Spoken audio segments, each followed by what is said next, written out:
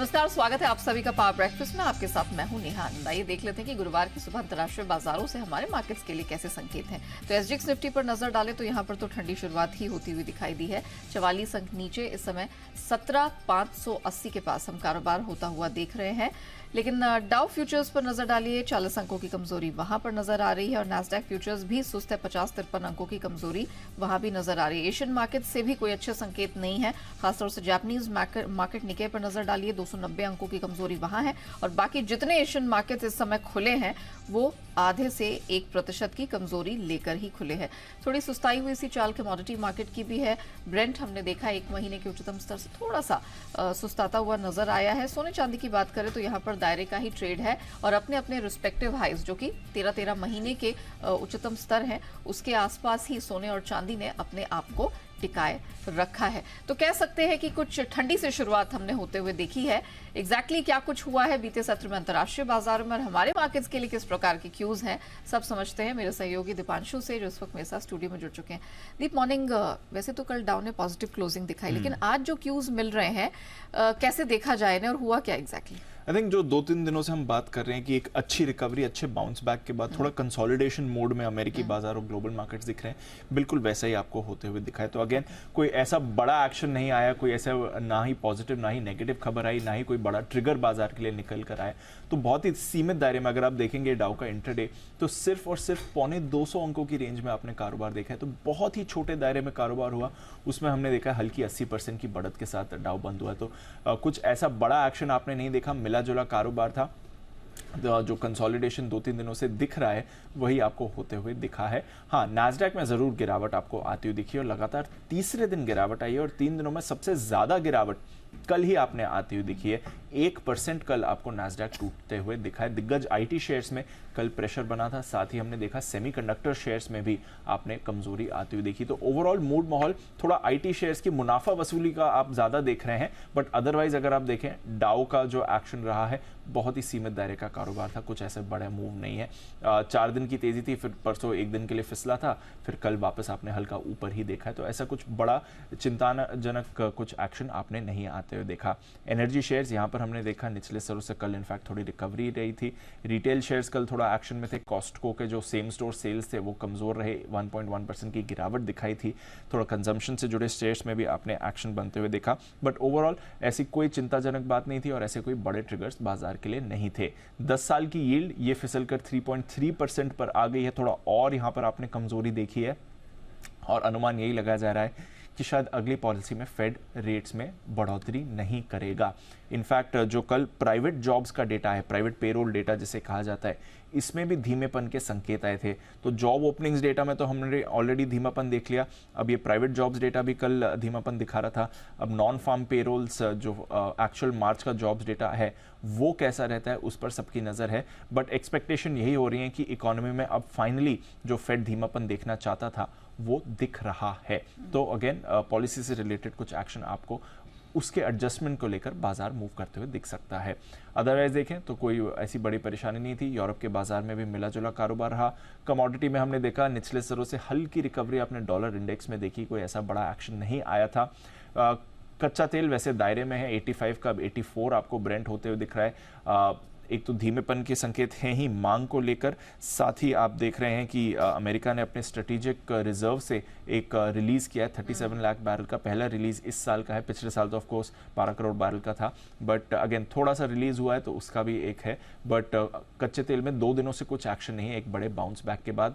Same सोना चांदी अपनी ऊंचाई के आसपास बरकरार हैं। 1 साल के ऊपर की ऊंचाई पर सोना है, $2000 के ऊपर ही ट्रेड कर रहा है। $25 पर चांदी है, तो कुछ बड़ा एक्शन वहां से नहीं है। थोड़ा बेस मेटल्स में हल्की रिकवरी थी, एग्री कमोडिटीज में मिला जुला कारोबार है। शुगर पर रखिए नजर, बड़ा एक्शन वहीं पर आपको आते हुए दिख रहा है, बट अदरवाइज और कुछ संकेत है नहीं बाजार के जो कंसोलिडेशन के बाहर का आपको कुछ दर्शा रहे हो। चीन ऑफ कोर्स 3 दिनों के बाद खुल रहा है तो वहां पर थोड़ा मूवमेंट आ सकता है और उसकी वजह से मेटल्स में थोड़ा कारोबार हो सकता है, बट अदरवाइज कोई ऐसे संकेत नहीं है। ऑलराइट, चलिए, तो फिलहाल तो ठीक ठाक संकेत दिखाई दे रहे हैं, कोई चिंता की बात नजर नहीं आ रही है। शुक्रिया दीप, हमारे साथ जुड़ने के लिए, वो डिटेल्स पूरे रखने के लिए। आगे बढ़े उससे पहले देख लेते हैं कि कल यानी कि बुधवार को संस्थागत निवेशकों की तरफ से प्रदर्शन किस प्रकार का देखने को मिला। तो ये हम देख रहे हैं इस हफ्ते में लगातार दूसरी बार ऐसा हो रहा है कि घरेलू संस्थागत निवेशकों की तरफ से बिकवाली हाथ लगी है। 950 करोड़ की बिकवाली का फिगर वहां निकल कर आया, लेकिन ठीक उसके सामने अच्छी बात यह है कि जो विदेशी संस्थागत निवेशक हैं वो कर रहे हैं खरीदारी। 807 करोड़ की खरीद का फिगर वहां से निकल कर आया है और एफएनओ स्पेस में भी कुछ अच्छी खासी खरीद के ही फिगर सामने निकलते हुए दिखाई दिए हैं। वीकली एक्सपायरी है तो ऑफ कोर्स आज नजर रहेगी कि किस तरह का प्रदर्शन देखने को मिलता है।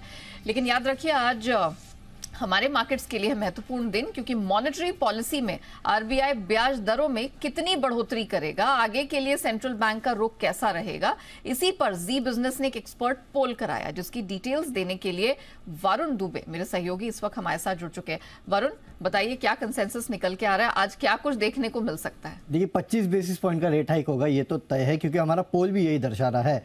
हमने जो पोल किया था उसमें सबसे पहला सवाल यही था कि इस बार आरबीआई क्या करेगा, तो उसमें हमने ये भी ऑप्शन दिया था कि कोई रेट हाइक नहीं करेगा, और 20% लोग इस पे सहमत है कि हाँ शायद कोई रेट हाइक नहीं होगा। लेकिन 80% जो हमारे पोल पार्टिसिपेंट्स है वो कह रहे हैं कि 25 बेसिस पॉइंट के आसपास का रेट हाइक जो है वो हो सकता है, इसके ऊपर का कोई मान के नहीं चल रहा है। हमने अगला सवाल ये पूछा कि इस पॉलिसी के बाद अगली पॉलिसी में क्या होगा, क्या आगे भी रेट हाइक जारी रहेगा या फिर नहीं होने वाला है।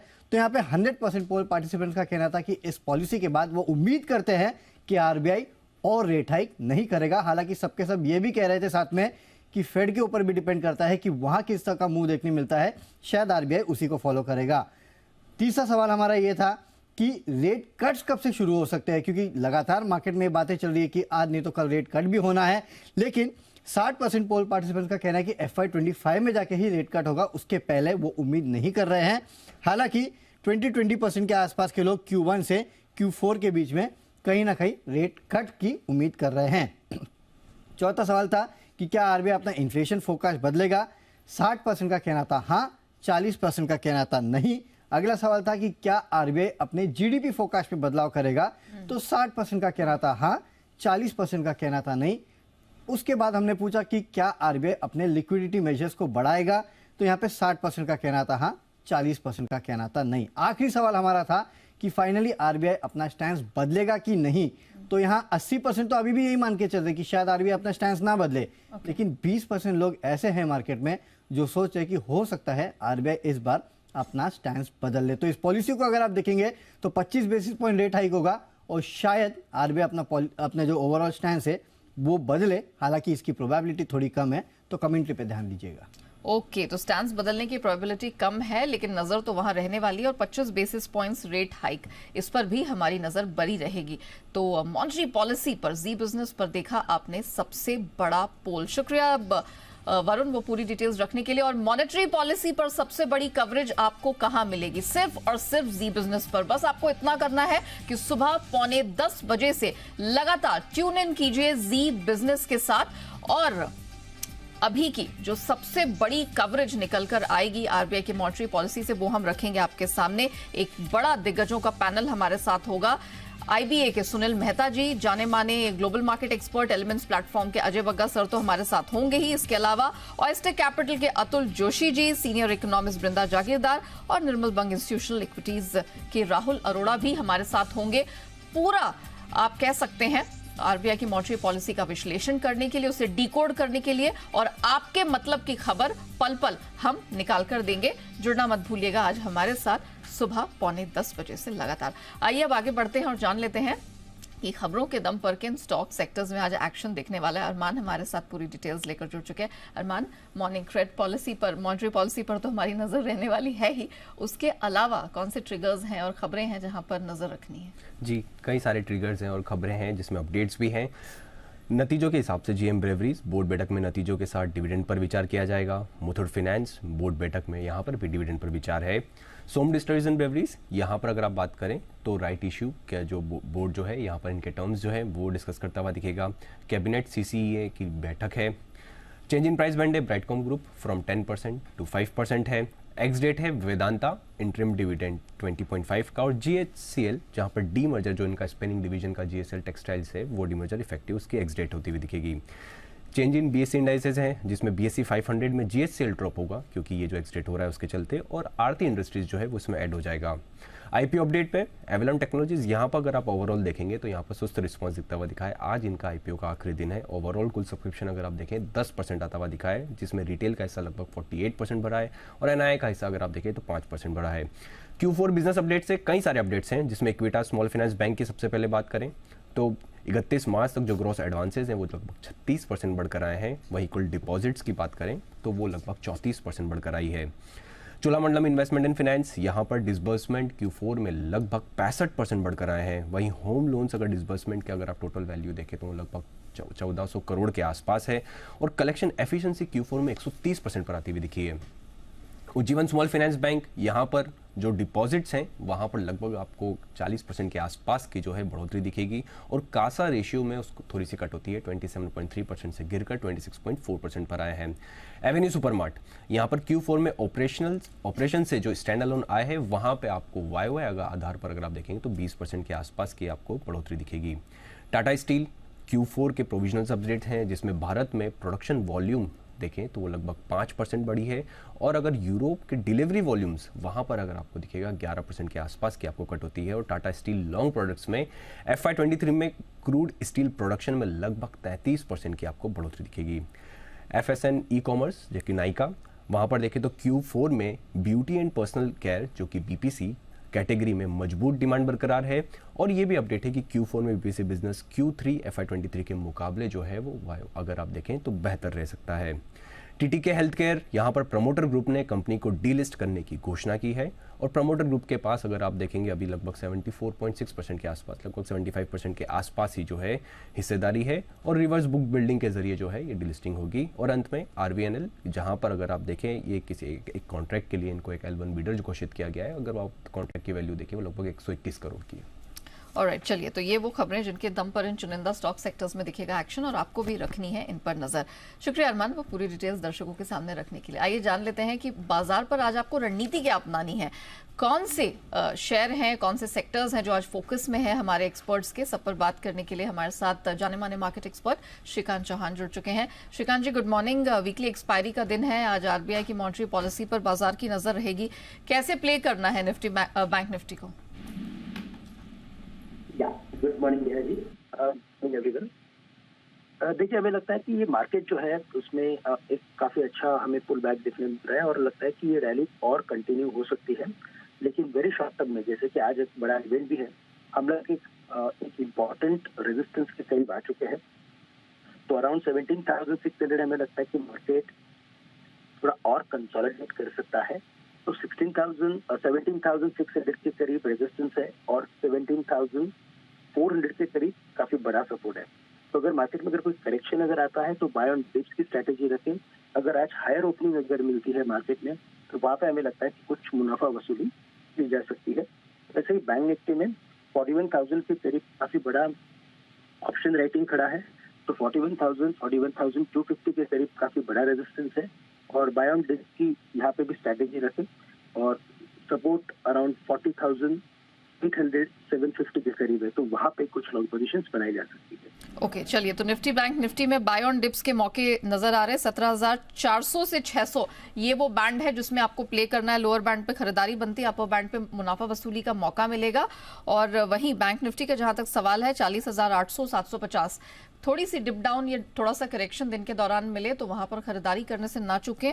ऊपर जो है रुकावट 41,000 से 41,250 के आसपास बनती हुई दिखाई दे रही है, लेकिन क्लियरली बाय ऑन डिप्स का मार्केट है। अच्छा श्रीकांत जी, ये बता दीजिए कि कमाई के मौके किन स्टॉक्स में आज आपको नजर आ रहे हैं?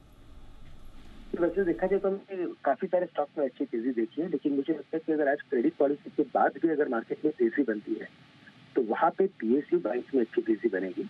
और वहाँ पे अगर हम कुछ गिने चुने स्टॉक्स को अगर फोकस करें तो स्टेट बैंक ऑफ इंडिया और कैनरा बैंक, इन दोनों में हमें लगता है कि काफी अच्छी तेजी बन सकती है। लेकिन पॉलिसी के बाद अगर इन सभी स्टॉक्स में अगर तेजी बनती है तो कंडीशनल बाय रहेगा। कैनरा बैंक बाय टारगेट्स रहेंगे 300 के और स्टॉप लॉस रहेंगे यहाँ पे 285 के करीब के। और साथ ही साथ अगर इसके अलावा अगर मुझे किसी स्टॉक में या सेक्टर पे फोकस करना है तो हमें लगता है कुछ सीमेंट स्टॉक्स परफॉर्म कर सकते हैं और इन सब स्टॉक्स में सबसे अगर बढ़िया आउट परफॉर्मेंस अगर आ रहा है तो वो अल्ट्राटेक सीमेंट से आ रहा है। 7690 के करीब तक कल की क्लोजिंग थी और यहाँ पे हमें लगता है कि ये स्टॉक एक बार 7850 के लेवल दिखा चुका है।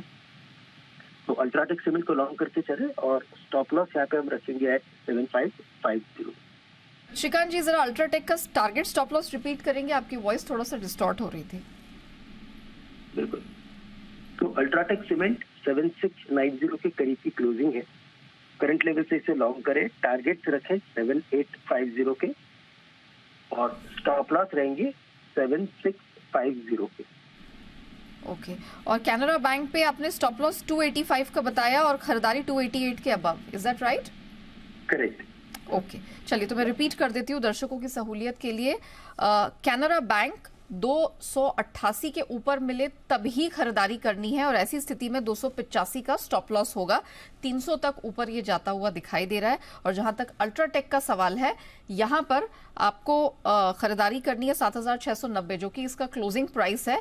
कैनरा बैंक का वो जो स्टॉप लॉस है 255 नहीं 285 है, क्योंकि 288 के ऊपर आपको खरीदारी करनी है, तो 285 का वहां पर उस स्थिति में स्टॉप लॉस आएगा। अल्ट्राटेक में 7650 का आपको स्टॉप लॉस लगाना है, 7850 ये आपका टारगेट अल्ट्राटेक में रहेगा। अच्छा, कल हमने आईटी स्पेस की तरफ से थोड़ी लल शुरुआत हुई थी श्रीकांत जी, लेकिन फिर उसके बाद एक अच्छी तगड़ी रिकवरी देखी और पूरा ही सेक्टर चलता हुआ नजर आया। अच्छी हमने इंडेक्स की तरफ से भी परफॉर्मेंस देखी। आज क्या वो कंटिन्यू होता हुआ दिखेगा? ऑल्सो गिवन द फैक्ट कि ग्लोबल मार्केट के संकेत हैं वो इसके लिए पॉजिटिव नहीं है। तो देखिए, यहाँ पे आईटी में एक मिक्स ट्रेंड बना रहेगा और हमें लगता है कि इंडियन आईटी स्टॉक्स कई हद तक काफी अच्छा करेक्शन दिखा चुके हैं। अभी रिजल्ट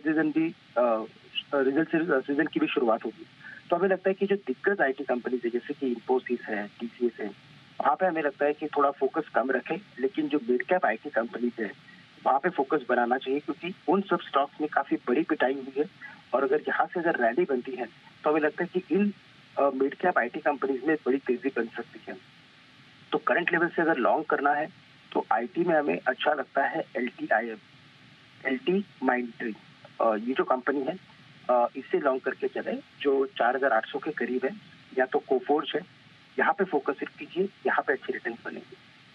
ऑलराइट, चलिए तो आईटी स्पेस में अभी भी मिक्स बैग देखने को मिलेगा। ब्लू चिप्स के बजाय आप मिड कैप आईटी स्पेस पर फोकस करें, वहां पर कमाई के मौके बेहतर है, रिस्क फ्री भी है। LTIMindtree और कोफोर्ज ये कुछ ऐसे पॉकेट्स हैं जिनमें आप फोकस करके चल सकते हैं। LTIMindtree 4800 के पास खरीदारी की रिकमेंडेशन निकल कर आ रही है। शुक्रिया श्रीकांत जी हमारे साथ जुड़ने के लिए, बताने के लिए कि आज मार्केट को कैसे प्ले करना और कहां किन किन सेक्टर्स और स्टॉक्स में कमाई के मौके आज मिल सकते हैं।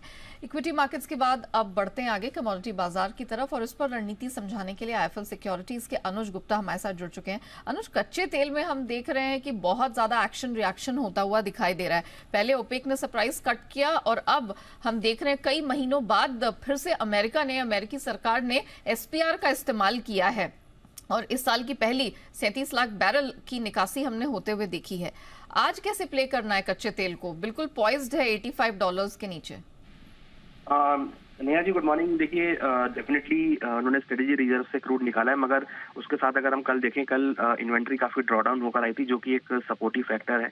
तो हमें यहाँ पर बाय ऑन डिप्स की स्ट्रेटेजी लगती है। हमें लगता है कि क्रूड में 6550 के आसपास खरीदारी ही करना चाहिए। डिप मिलता है तो 6350 का स्टॉप लॉस लगाए, टारगेट 6800 तक देखने को मिल सकता है। तो कहीं ना कहीं मार्केट थोड़ा स्टेबल हुआ है, मगर जिस तरीके से ओपेक मेंबर्स का प्रोडक्शन कट हुआ है वो एक थोड़ा सा नेगेटिव फैक्टर है। तो यहाँ पर हमें लगता है कि क्रूड में बाय ऑन डिप्स की स्ट्रेटेजी यूज कर सकते हैं। 6800 का टारगेट आपने बोला, राइट?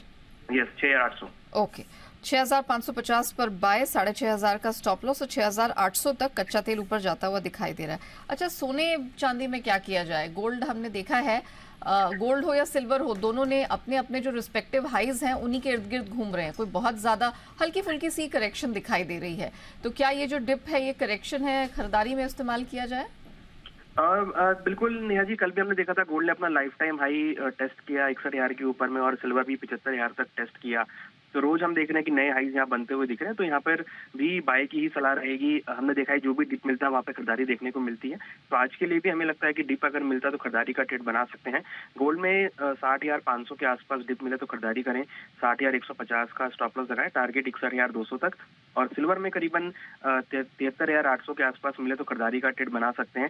73,000 पे स्टॉप लॉस लगाएं, टारगेट 75,000 तक देखने को मिल सकता है। इंटरनेशनल मार्केट अगर बात करें तो गोल्ड अभी सस्टेन कर रहा है $2,000 के ऊपर, तो हमें लगता है कि $2,030-$2,035 तक के लेवल गोल्ड में देखने को मिल सकते हैं। वहीं अगर सिल्वर की बात करें तो यहाँ पर एक्सपेक्ट कर रहे हैं कि $25,500 तक के लेवल आ सकते हैं। अगर हम डॉलर इंडेक्स को देखें तो वहाँ पर ये कि जो इंटरेस्ट रेट की बढ़ाने की साइकिल है वो यहाँ पर इस बार क्लोज हो सकती है, तो इंटरेस्ट रेट पीक आउट हो सकते हैं, तो डॉलर इंडेक्स में भी गिरावट रहेगी, तो उससे काफी हद तक गोल्ड सिल्वर को सपोर्ट मिलेगा और हमें लग रहा है कि डॉलर इंडेक्स इस बार 100 के लेवल को टेस्ट कर सकता है। ओके, तो डॉलर इंडेक्स में और ज्यादा यहाँ पर कमजोरी आ सकती है। ऑलरेडी 2 महीने के लोज के पास हमने इसे ट्रेड करता हुआ देखा, अभी तो 102 के पास आ चुका है। मैं सोने और चांदी पर लेवल्स रिपीट कर देती हूँ। सोने पर रणनीति तो चल रही है आपके सामने, 61,200 का टारगेट है। चांदी में 73,800 ये लेवल्स मिले तो आपको खरीदारी बिल्कुल मिस नहीं करनी चाहिए। ऐसी स्थिति में 800 रुपए नीचे का स्टॉप लॉस, यानी 73,000 के पास स्टॉप लॉस होगा और ऊपर 75,000 का लेवल चांदी में आपको देखने को मिल जाएगा। घरेलू बाजार में हम ऑलरेडी 3 साल के हाइज के पास चांदी को ट्रेड करता हुआ देख रहे हैं, तो अच्छी खासी स्ट्रेंथ मिलेगी। कोई भी डिप, कोई भी करेक्शन खरीद का मौका होगा। अच्छा, मेटल्स में हम बहुत एक्शन देख नहीं रहे हैं। चाइनीज मार्केट तो खैर 3 दिनों की छुट्टी के बाद लौट रहे हैं, लेकिन कोई पुख्ता डिमांड क्यूज नहीं मिल रहे हैं। अगर हम अमेरिका देखें या चाइना के इकोनॉमिक डेटा देखें, वो कॉन्फिडेंस नहीं आ रहा है। मेटल्स में अगर आज कोई रणनीति अपनानी है तो किस तरफ की होगी, क्या किया जाए? देखिए, मेटल्स में हालांकि एक सबड्यूड मोमेंटम है, मगर हमने ये देखा कल कॉपर ने डिप लगाया था, उसके बाद अगेन एक लोअर लेवल से रिकवरी देखी थी, तो कॉपर भी बाय ऑन डिप्स का कैंडिडेट रहेगा। मुझे लगता है कि कॉपर में करीबन 760 के आसपास खरीदारी करना चाहिए। थोड़ा डिप अगर मिलता है तो खरीदारी का ट्रेड लें। 754 का स्टॉप लॉस लगाएं, टारगेट 772 तक देखने को मिल सकता है। अभी हमने लेटेस्ट देखा था कि वर्ल्ड बैंक ने एक एस्टिमेट किया है कि आगे चाइनीज डिमांड बढ़ सकती है, तो उसका असर रहेगा। और जिस तरीके से क्रूड के प्राइस बढ़े हैं, डेफिनेटली वो भी एक मेटल्स के लिए पॉजिटिव हो सकता है, तो कॉपर में भी बाय ऑन डिप्स की स्ट्रेटेजी यूज करना चाहिए। चलिए, तो चीन के लौटने का कुछ सपोर्ट, कुछ फायदा कॉपर को जरूर मिलेगा, इसे प्ले करने की कोशिश करिए। कल फ्लैट क्लोजिंग हुई, 760 के पास मिले आज, तो खरीदारी बिल्कुल बनती है। 754 का स्टॉप लॉस, 772 तक कॉपर आपको ऊपर जाता हुआ दिख सकता है। शुक्रिया बनो जी हमारे साथ जुड़ने के लिए और बताने के लिए कि आज नॉन एग्री स्पेस में कहाँ कहाँ है कमाई के मौके। आइए अब बढ़ते हैं आगे FIR यानी FI इन्वेस्टमेंट रिपोर्ट्स की तरफ।